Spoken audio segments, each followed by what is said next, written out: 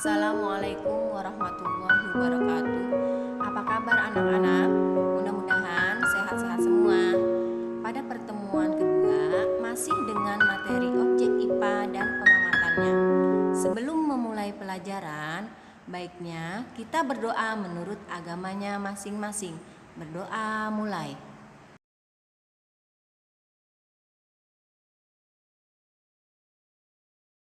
Berdoa selesai.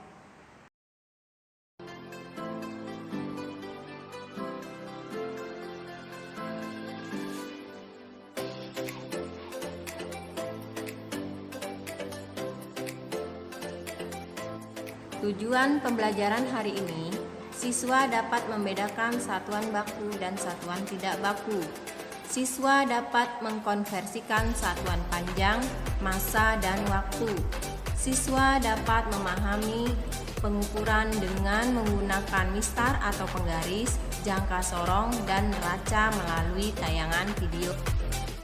Baiklah, perhatikan slide berikut ini. Besaran pokok adalah besaran yang bisa didefinisikan dan memiliki satuan sendiri.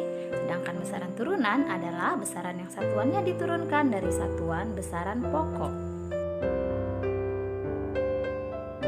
Nah, besaran pokok ada 7 macam. Yang pertama panjang, satuannya adalah meter. Kedua massa, satuannya kilogram. Ketiga waktu, satuannya sekon. Keempat suhu, satuannya Kelvin. Kelima kuat arus, satuannya ampere. Keenam intensitas cahaya, satuannya candela. Dan terakhir jumlah zat, satuannya mol. Agar lebih mudah menghafalnya, kita bisa menggunakan akronim panjang masa waktu saat ku ingin jumpa. Panjang, masa, waktu, ku adalah kuat arus, ingin adalah intensitas cahaya, dan jumpa adalah jumlah zat. Atau kita bisa juga menggunakan lagu untuk menghafalnya dengan irama lingkaran. Lagunya begini. Besaran pokok, besaran pokok, besaran pokok. Panjang itu meter, massa kilogram, waktu itu sekon. Suhu Kelvin, kuat arus ampere. Intensitas cahaya kandela, terakhir jumlah zat mol. Nah, kan lebih gampang menghafalnya kan? Nah, sekarang kita belajar tentang besaran turunan. Besaran turunan itu adalah besaran yang dijabarkan atau diturunkan dari satuan besaran pokok. Besaran turunan ada banyak sekali, misalnya luas.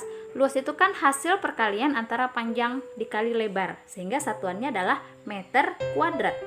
Volume, panjang kali lebar kali tinggi, maka satuannya meter pangkat 3. Kecepatan adalah perpindahan dibagi waktu, maka satuannya adalah massa per meter per sekon. Nah, begitu.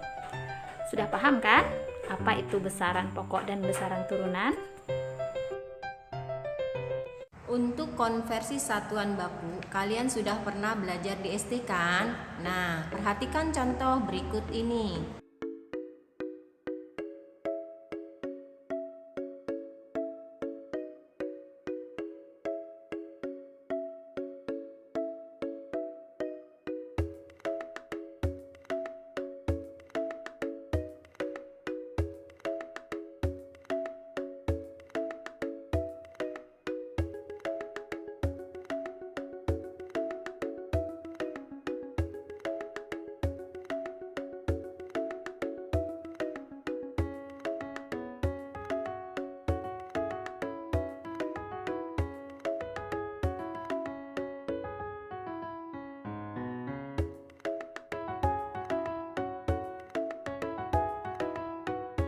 Simaklah cara penggunaan neraca, jangka sorong, dan stopwatch pada tayangan berikut ini.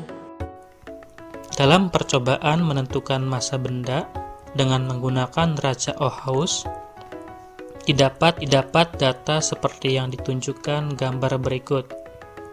Dari data tersebut, dapat disimpulkan bahwa benda yang diukur mempunyai massa.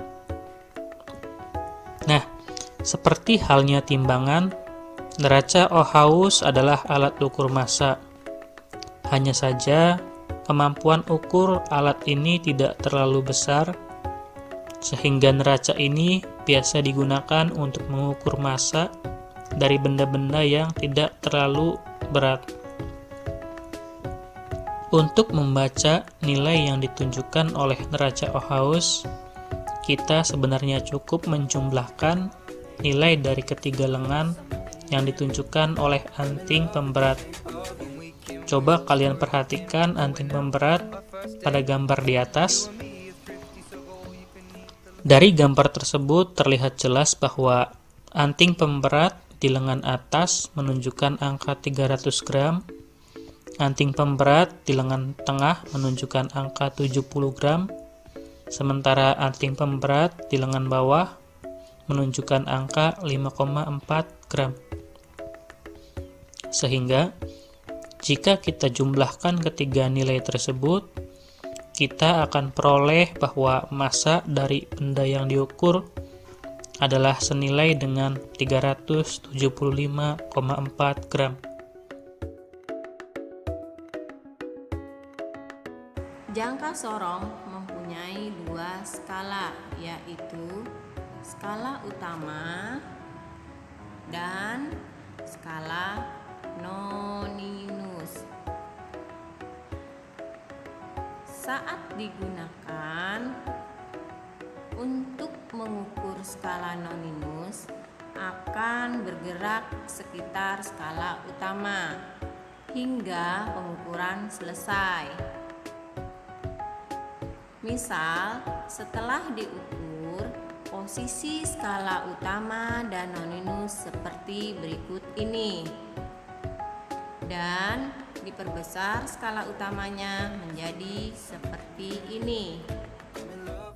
Perhatikan ya anak-anak, jika kita lihat angka 0 skala noninus menunjukkan antara 0,7 cm dan 0,8 cm, berarti hasil pengukuran skala utama adalah 0,7 cm. Misal, setelah diukur, posisi skala utama dan noninus seperti berikut ini.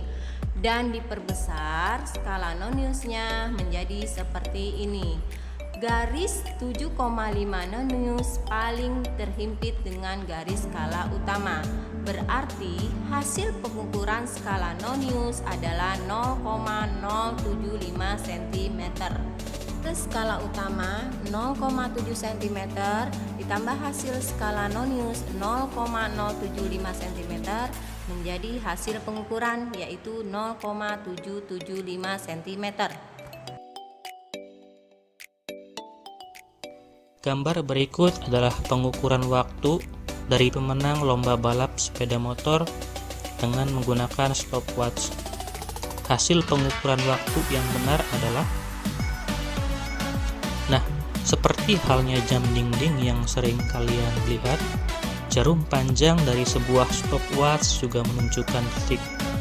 Jarum pendek di bagian atas stopwatch menunjukkan menit, sementara jarum di bagian bawah menunjukkan angka yang lebih kecil dari 1 detik, yaitu 1/10 detik. Jika kita lihat pada gambar stopwatch di atas, tentu kita bisa melihat bahwa jarum pendek di bagian atas telah melewati angka 26. Jadi ini mengartikan bahwa waktu yang terbaca adalah 26 menit. Jarum panjang di bagian tengah telah melewati angka 8. Jadi ini mengartikan bahwa waktu yang terbaca adalah 8 detik. Sementara jarum pendek di bagian bawah menunjukkan angka 5 dari 10 skala yang tersedia, yang mengartikan bahwa ini adalah 5/10 detik atau 0,5 detik. Sehingga jika kita hitung seluruhnya, berarti waktu yang terbaca dari stopwatch tersebut adalah 26 menit 8,5 detik. Perlu diperhatikan bahwa kadang stopwatch sudah hanya memiliki 2 jarum, yaitu jarum pendek di bagian atas untuk menunjukkan menit, serta jarum panjang di bagian tengah untuk menunjukkan detiknya. Jadi, jarum di bagian bawah untuk menunjukkan angka detik di belakang koma, seperti stopwatch yang telah kita kerjakan di soal, kadang jarum tersebut tidak ada. Namun demikian, kita tetap bisa mendapatkan angka detik di belakang koma. Coba saja Anda perhatikan garis-garis skala yang ditunjukkan oleh jarum panjang pada gambar stopwatch 2 jarum berikut ini. Bandingkan dengan garis-garis dari stopwatch dengan 3 jarum. Terima kasih. Jangan lupa tugasnya ya. Tetap semangat. See you next time. Assalamualaikum warahmatullahi wabarakatuh.